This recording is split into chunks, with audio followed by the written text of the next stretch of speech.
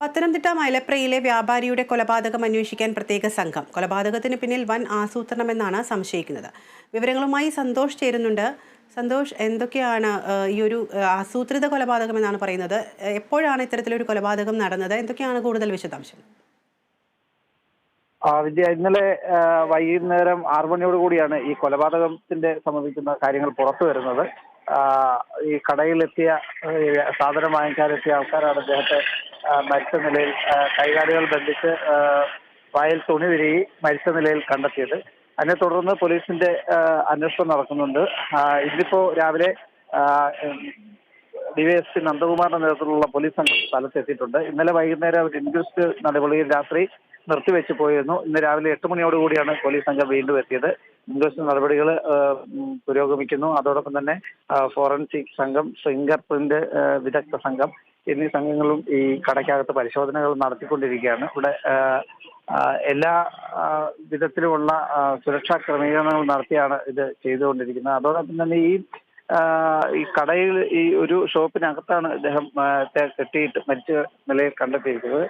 ആ കടയുടെ മുൻവശത്തെ 2 കർട്ടൻസ് ഉണ്ട്. അത് വെയിലടിക്കുമ്പോൾ അത് താത്തിടാറുണ്ട്. ഏകദേശം ഒരു 2 മണിയോടുകൂടി അവിടെ വെയിലാകും. അവിടെ താത്തിടുന്നതും അതോടൊപ്പം തന്നെ ഈ കടയുടെ CCTV ഉണ്ട്. ആ CCTV ഹാർഡ് ഡിസ്ക് കൊണ്ടുപോയിട്ടുണ്ട്. ഇദ്ദേഹത്തിന്റെ കഴുത്തിലൊരു മാലയുണ്ടായിരുന്നു, സ്വർണ്ണമാല ഉണ്ടായിരുന്നു. അത് മോഷണം പോയിട്ടുണ്ട്. ഇദ്ദേഹത്തിന് നല്ല ആരോഗ്യമുള്ള ആളായിരുന്നു. അദ്ദേഹത്തെ കീഴ്പ്പെടുത്താൻ ആ നിലയിൽ കഴിയില്ല, ഒരാളൊന്നും വിചാരിച്ചാൽ കഴിയില്ല.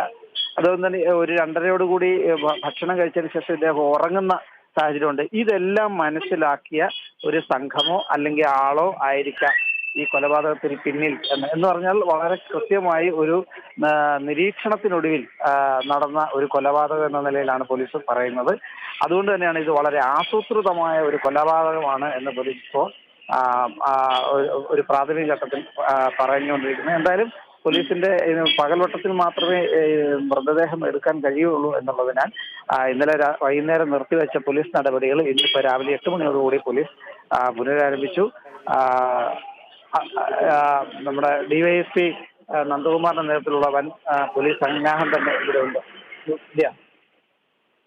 ശരി സന്തോഷ്, വ്യക്തമാണ്. പത്തനംതിട്ടയിലെ മൈലപ്രയിലെ വ്യാപാരിയുടെ കൊലപാതകം അന്വേഷിക്കാൻ പ്രത്യേക സംഘത്തെ നിയോഗിച്ചിരിക്കുകയാണ്. കൊലപാതകത്തിന് പിന്നിൽ വൻ ആസൂത്രണമെന്നാണ് സംശയിക്കുന്നത്. വിവരങ്ങളുമായി ചേർന്നത് സന്തോഷ് പത്തനംതിട്ടയാണ്.